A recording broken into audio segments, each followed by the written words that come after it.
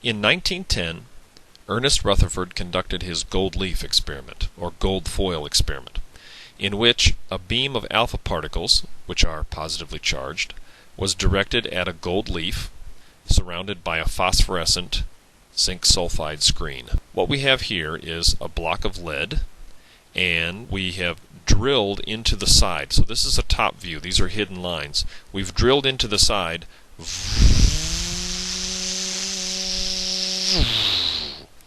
and inside that drill spot, Rutherford put an alpha source, a source of alpha particles, inside that lead block, which essentially produced an alpha particle gun.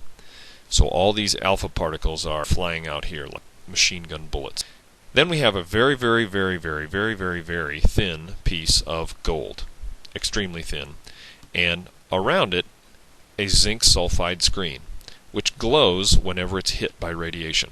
What Rutherford found was that most of the alpha particles seemed to pass right through. In other words, this portion of the screen was constantly bright green.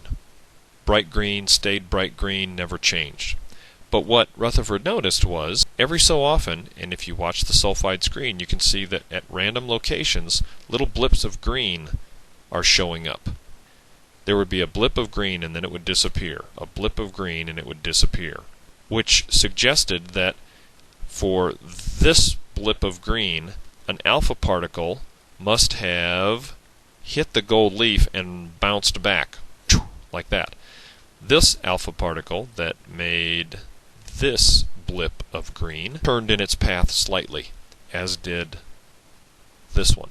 So, Rutherford found that most alpha particles passed through the gold foil, some angled slightly, and a tiny fraction bounced back. Based on this, Rutherford concluded that the atom is mostly empty space, that the positive particles are concentrated at the center. Recall that up till this time, J.J. Thomson had suggested that the positive and negative particles were all evenly spread out within the atom. That was the plum pudding model.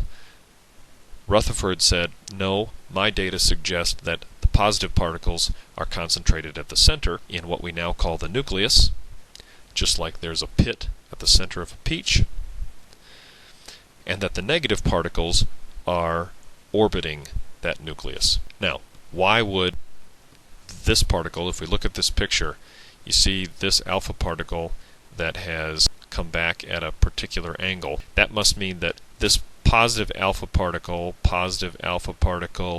it must have been very close to being right in line with a nucleus, because as it gets closer, those positive particles, right, the alpha particle and the positively charged nucleus, want to repel each other, and the alpha particle then is repelled away from the positively charged nucleus.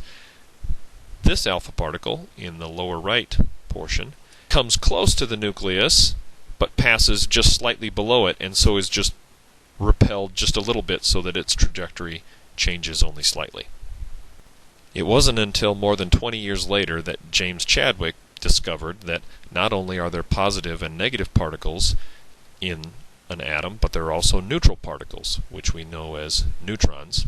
The reason it took so long to find those is that neutrons don't have any charge, so they don't respond to electric or magnetic fields, so it took a while to figure them out.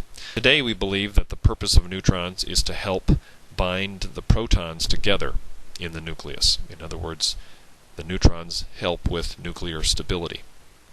And now we believe in many other subatomic particles that physicists talk about: quarks, muons, positrons, neutrinos, and so on.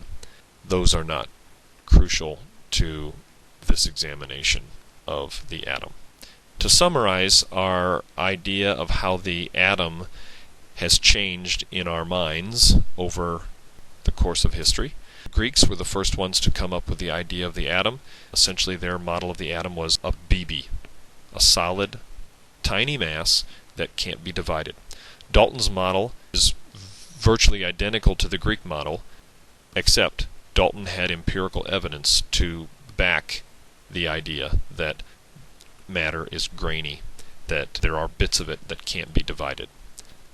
Then we discovered that there are positive particles and negative particles, and since the atom was known to be neutral, Thomson put those into a collective mass, which he called the Plum pudding model, tiny bits of negative charge embedded in a much larger mass of positive charge. Then Rutherford came along and, based on his experiments, discovered that the positives and negatives were not evenly spread throughout the atom, as Thomson suggested. The positive particles were concentrated at the center, and the much less massive negative particles travel around that larger positive mass. Final thoughts on atomic theory 3. 1. In his gold leaf experiment, Rutherford showed that the atom was mostly empty space, and that the atom's positive particles were concentrated at the center. Rutherford is thus credited with the concept of the nuclear atom. 2. Chadwick determined that the atomic nucleus contained more than just positive particles. There are also uncharged particles, which we call neutrons. 3. We'll discuss the current best model of the atom, the quantum mechanical model, in some detail in a later unit.